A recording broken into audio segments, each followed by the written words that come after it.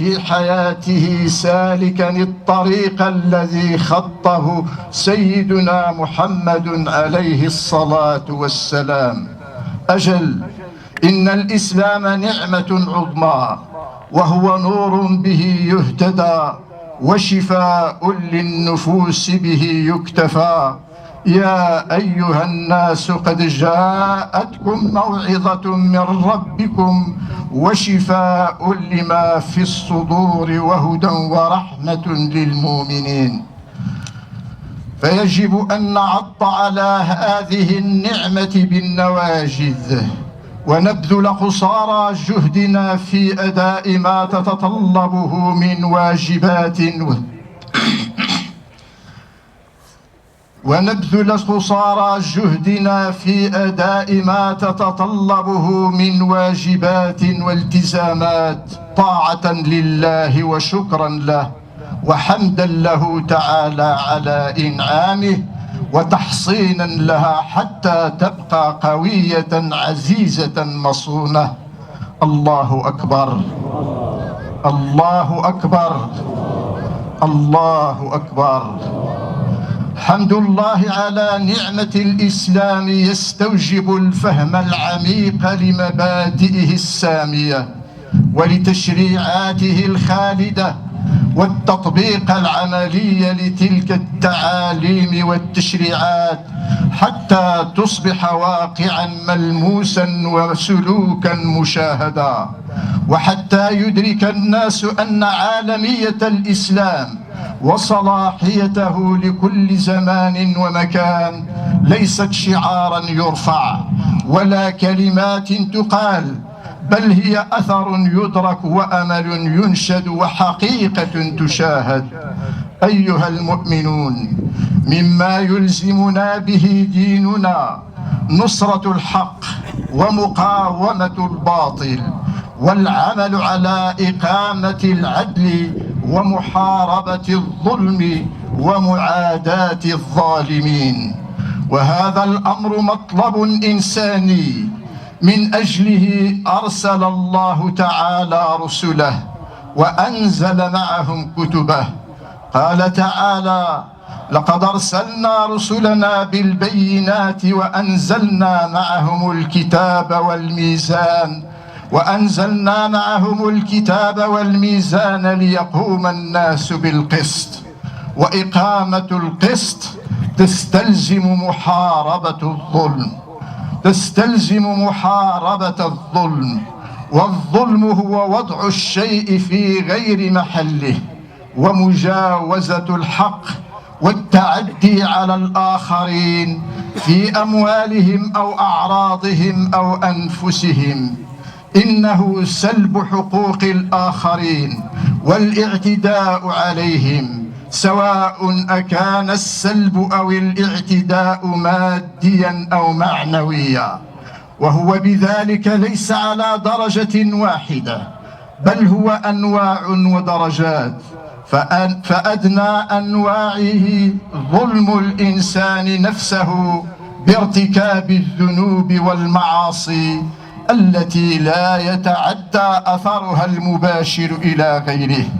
وأعلى منه ظلم الإنسان للآخرين بالاعتداء على أموالهم أو أعراضهم أو أنفسهم.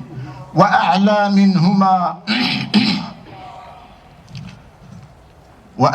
منهما أن يكون الإنسان داعيا إلى الظلم والإفساد في الأرض، متخذا لذلك أعوانا وعصبة وأنصارا، فلا يقف شره عند عدد محدود من الناس، وإنما ينتشر ويستطير، وتتسع دائرته ويشتد خطره مع توالي الأيام، حتى يتحول إلى كارثة حقيقية تهدد حياة كل أفراد المجتمع وتزعزع أمن البلاد واستقرارها.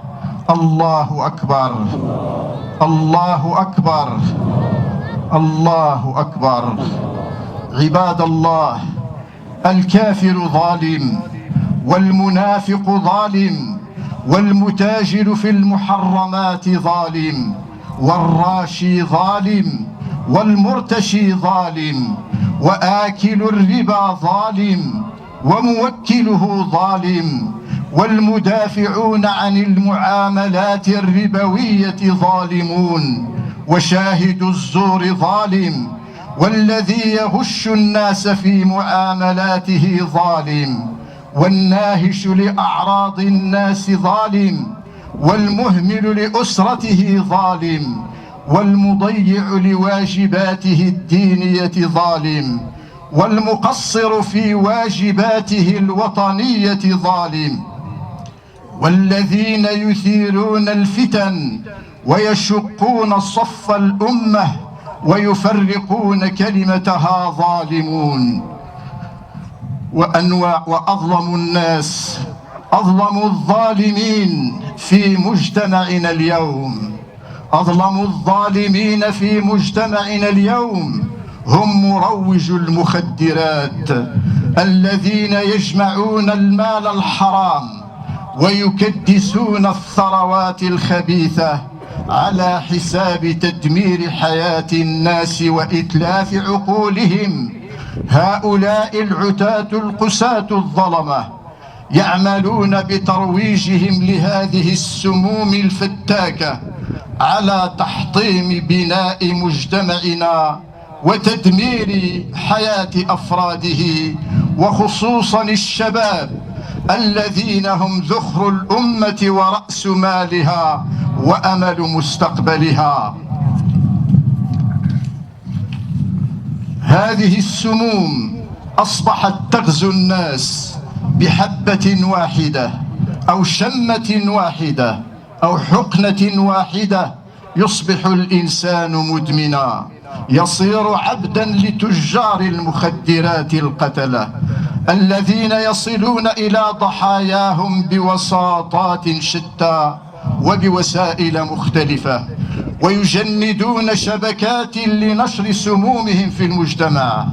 فإذا سقط أحد الضحايا في شباكهم فقد انتهت حياته ودمر كيانه، يصبح إنسانا مدمنا لا يسيطر على نفسه، لا يملك إرادته، لا يفكر لنفسه، يسرق ويقتل ويفعل كل ما لا يخطر على بال. فمن منا يرضى لنفسه أو لولده أو قريبه أو أخيه في الدين أو الوطن أو الإنسانية أن يكون ضحية لهؤلاء المفسدين المحاربين لله ورسوله؟ الله أكبر، الله أكبر، الله أكبر. عباد الله، يجب أن نصون أبناءنا، يجب على كل أب وعلى كل أم أن يكونوا أيقاظا لحركات أولادهم ولتصرفاتهم، ويعرفوا من يصادقون ويصاحبون وأين يذهبون، فإن الآفات متعددة والشياطين كثر، ويجب أن تنصب جهودنا على مقاومة آفة المخدرات بالدرجة الأولى، لأنها أخطر الآفات. نقاومها بكل ما نستطيع، بكل أجهزة الإعلام، تقاومها الصحافة، يقاومها التلفزيون، تقاومها الإذاعة، تقاومها المدرسة، تقاومها الجامعة، يقاومها المسجد، يقاومها المربون، يقاومها الوعاظ، تقاومها الشرطة، يقاومها المجتمع، كل المجتمع. وأول خطوة في محاربة هذه الآفة هي الوقاية، والوقاية خير من العلاج. وأنجع وقاية من المخدرات هي التربية الدينية الصحيحة.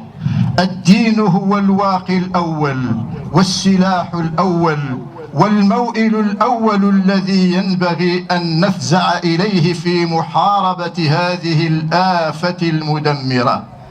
إن الشاب أو الطفل عندما نعلمه المحافظة على الصلاة ونعلمه الأخلاق الفاضلة ونعلمه الحلال والحرام، ونعلمه مقاومة الشر، ونعلمه محبة الخير وأهل الخير، ونعلمه القرآن، ونحبب إليه المسجد، نكون قد حصناه ضد كل الآفات.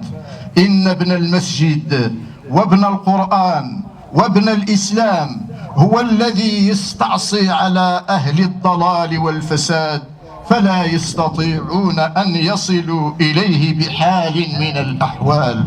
الله أكبر، الله أكبر، الله أكبر. عباد الله، المخدرات بكل أنواعها هي من الخبائث، من المضار، من المؤذيات. تعاطيها محرم، وترويجها جريمة، وأي جريمة.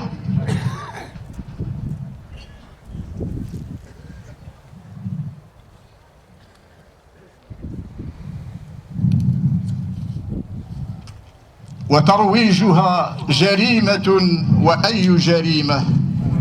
وهي ضد المحافظة على العقل، وهي ضد المحافظة على العقل، وضد المحافظة على النفس، وضد المحافظة على الدين. هي ضد كل الضروريات التي جاء الإسلام للمحافظة عليها.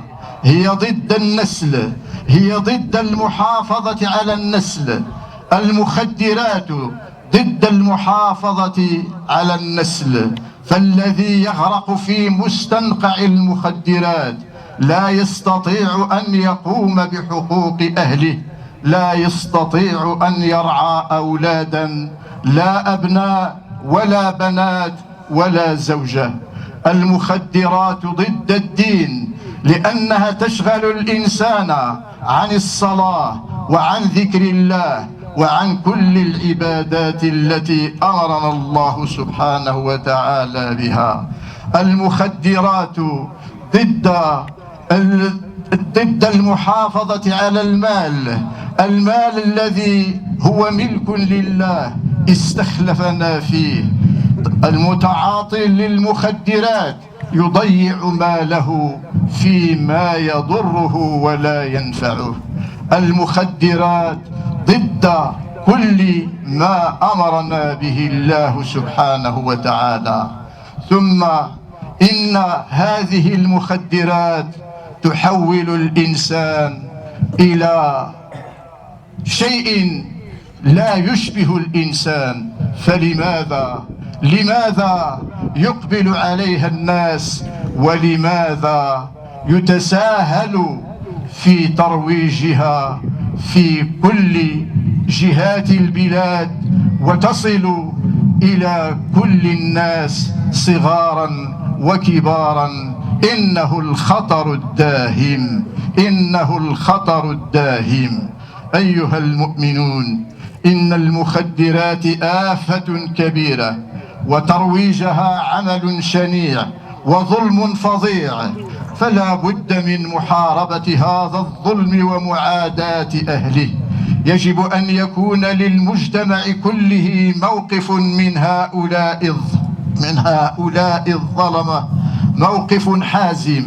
وهذا الموقف حدد معالمه الله عز وجل في كتابه المجيد حين قال: ولا تركنوا إلى الذين ظلموا فتمسكم النار وما لكم من دون الله من أولياء ثم لا تنصرون.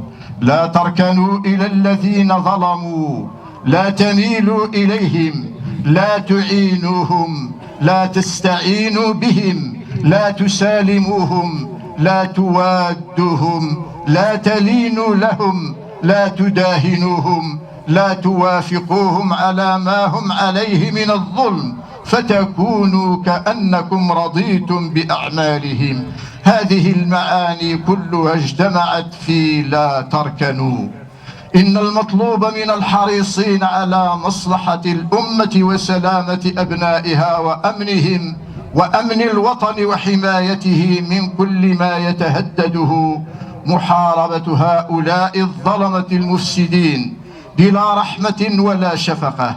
وعلى أهل الإيمان والتقوى، على أبناء مجتمعنا عزلهم ومحاربتهم عن طريق المواقف السلبية منهم بعدم التعامل معهم ومقاطعة مجالسهم والامتناع عن الاستجابة لدعواتهم وحضور مآدبهم والامتناع عن الثناء عليهم ونسبة فعل الخير إليهم وعدم التعاون معهم. إنهم يسعون بكل السبل والوسائل إلى تلميع صورتهم وإظهار أنفسهم للناس بأنهم مقبولون في المجتمع، فيجب أن نعزلهم ليعلموا أنهم منبوذون لعلهم يتوبون. يجب معاملتهم بنقيض قصدهم، فقد جاء في الأثر ينادى يوم القيامة ينادى يوم القيامة أين الظلمة وأعوانهم، فلا يبقى أحد مد لهم حبرا أو حبر لهم دواة أو برى لهم قلما، فما فوق ذلك إلا قام.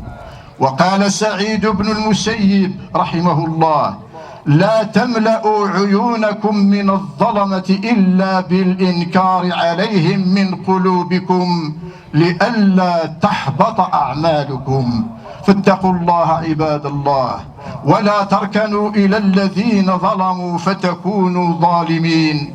واسمعوا وعوا قول الله تعالى: ولا تحسبن الله غافلا عما يعمل الظالمون إنما يوخرهم ليوم تشخص فيه الأبصار مهطعين مقنعي رؤوسهم لا يرتد إليهم طرفهم وأفئدتهم هواء.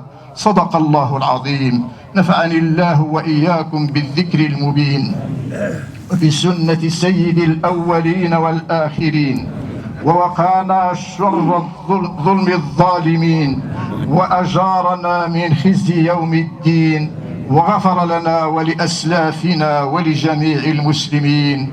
هو الحي لا إله إلا هو، فادعوه مخلصين له الدين. الحمد لله رب العالمين.